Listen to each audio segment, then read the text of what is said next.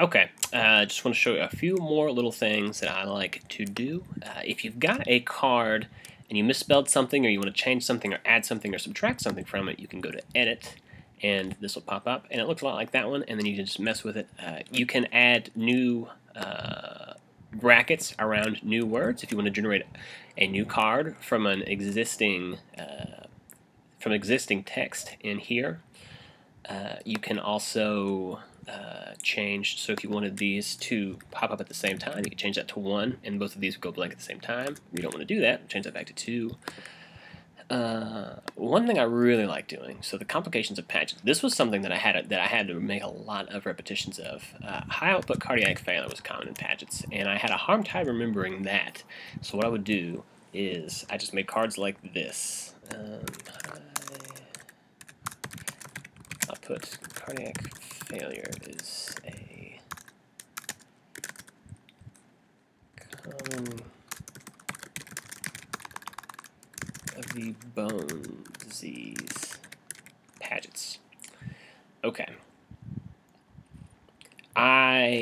So what I would do is I would blank this out because I want to be able to associate high output cardiac failure if there's a bone condition with Paget's. I also want to remember that high output cardiac failure was one of the complications of Paget's, so I would do that. This is for me just to get more repetitions of this same idea if for some reason I'm just having problems remembering it. So I would add that, and now this pops up, so you see this will go from 2 down to 1, but this one will increase from 4 to 5. So high output cardiac failure comes disease of Paget's. So you went 1 and you went 5. I'm going to see that one again. We'll just do this one, high output cardiac failure complication. So now this is at 6. I'll see those cards again in about 10 minutes. Ideally, I've seen a lot of other material in between now and then. Cytosol introduced by the ubiquitin proteasome degradation. So again, this was a card that I just saw, cardiac failure. Yeah. This was, let's see, chondromas, the dual of small bones and feet. Yeah. So if I had problems remembering where this was located, I could add it in there. If you wanted to change a card, you could go in here to edit it and do things like that.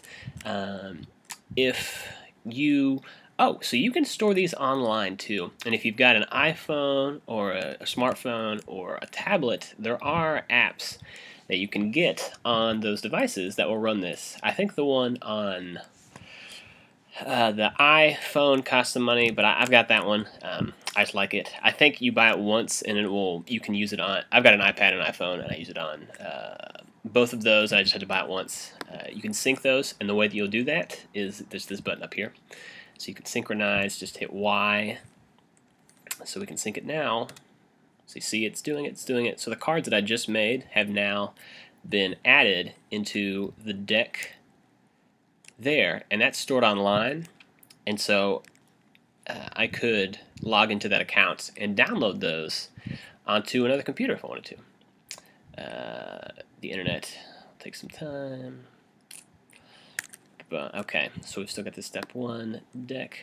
If there's a card that you don't like and you think it's bad, but are able to handle your stress, you can go here. Never really use any of these. The options, so you can get to the options from there. That's one thing you can do. We saw this one earlier in an earlier video. You can also mark a note.